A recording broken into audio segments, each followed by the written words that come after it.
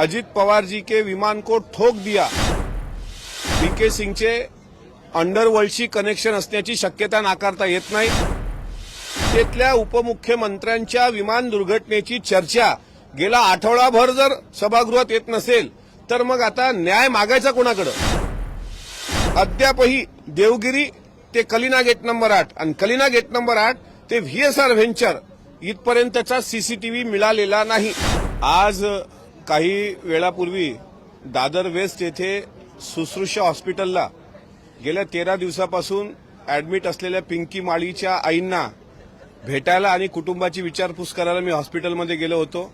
त्यावेळेस तिचे वडील शिवचरण माळी त्या ठिकाणी उपस्थित होते आणि पिंकीचा भाऊ पण उपस्थित होता। त्यांनी बऱ्याच गोष्टी सांगितल्या आणि ह्या गोष्टी सांगितल्या असताना मागच्या एका पत्रकार परिषदेमध्ये जो ऑडिओ आमदार रोहित पवार यांनी ऐकवला होता तो ऑडिओ मी पण ऐकला।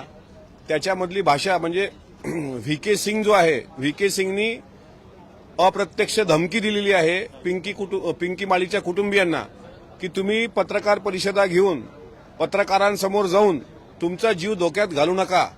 अशा आशयाचे जर व्हॉट्सअप कॉल त्यांना येत असतील तर त्यांच्या कुटुंबाला संरक्षण मिळालंच पाहिजे। दुसरी गोष्ट महत्वाची, व्हीके सिंगची सुद्धा नार्को टेस्ट झाली पाहिजे। व्हीएसआर व्हेंचरचा तो मालक आहे। आणि तिसरी महत्वाची गोष्ट, त्या ऑडिओमध्ये कॅप्टन सुमित कपूरने अजित पवार जी के विमान को ठोक दिया, तर ठोक देण्याची जी भाषा आहे ती अंडरवर्ल्ड आणि क्रिमिनल लोकांची असते। मी मागच्या आठवड्यात पण म्हटलं होतं का व्हीके सिंगचे अंडरवर्ल्डशी कनेक्शन असण्याची शक्यता नाकारता येत नाही। त्यामुळे व्हीके सिंगला कोणीतरी वाचवण्याचा प्रयत्न करते असं स्पष्ट दिसते आहे। आणि व्हीके सिंगची जी मस्ती आणि मगरुरी त्या ऑडिओमधून दिसली त्यानंतर ते पिंकी माळी यांचं कुटुंबीय किती धाकात आहे हे यावरून स्पष्ट होतं। उद्या आमच्या पक्षाचे युवा नेते जयदादा पवार हे सुद्धा पिंकी माळीच्या आईला हॉस्पिटलमध्ये भेटायला जाणार आहेत। त्यांच्याकडे मी एकनाथ शिंदे साहेबांचे पण आभार मानतो की डॉक्टरांचं एक पथक त्यांनी त्या ठिकाणी त्यांच्या हॉस्पिटलमध्ये त्यांच्या देखरेखीसाठी ठेवलेलं आहे। त्यांना कुठलाही आर्थिक ताण येणार नाही अशा पद्धतीने आम्ही सर्व त्यांना सहकार्य करू। आणि आज सभागृहात सुद्धा मी याबद्दल पॉइंट ऑफ इन्फॉर्मेशनद्वारा वरच्या सदनामध्ये पिंकी माळी यांच्या कुटुंबाचा सर्व खर्च महाराष्ट्र सरकारने उचलावा अशी विनंती करणार आहे। दुसरी महत्वाची गोष्ट, अजितदादांच्या विमान अपघातासंदर्भात खरं तर या अधिवेशनामध्ये दोन्ही सभागृहामध्ये चर्चा होणं अपेक्षित होतं। वरिष्ठ सभागृहामधला मी सदस्य असल्यामुळे मागच्या आठवड्यात मंगळवारला ज्यावेळेस विरोधी पक्षाकडून स्थगन प्रस्ताव आणि 93 अन्वये चर्चा लावण्याची विनंती माननीय सभापती राम शिंदे साहेबांना केली गेली त्यावेळेस स्वतः चेअरवरून राम शिंदे साहेबांनी असं म्हटलं, ते ऑन रेकॉर्ड आहे की 93 अंतर्गत ही चर्चा होऊ शकत नाही, ती अल्पकालीन करता येईल घटनेचं गांभीर्य पाहता। आणि त्यामुळे त्यांनी अल्पकालीन चर्चेला परवानगी दिली होती। त्यानंतर आम्हाला अपेक्षा होती की बुधवारच्या कामकाजामध्ये चर्चा येणार, पण बुधवारी चर्चा आली नाही। आम्ही सचिवांशी संपर्क केला, ते म्हणाले गुरुवारी चर्चा येणार। गुरुवारच्या दिवसात पण चर्चा आली नाही। त्या दिवशी असं सांगितलं गेलं की राज्यसभेच्या निवडणुकीची धावपळ आहे त्यामुळे ते शुक्रवारी येणार। मग शुक्रवारच्या दिवसात सुद्धा चर्चा आली नाही कारण त्या दिवशी अर्थसंकल्प होता।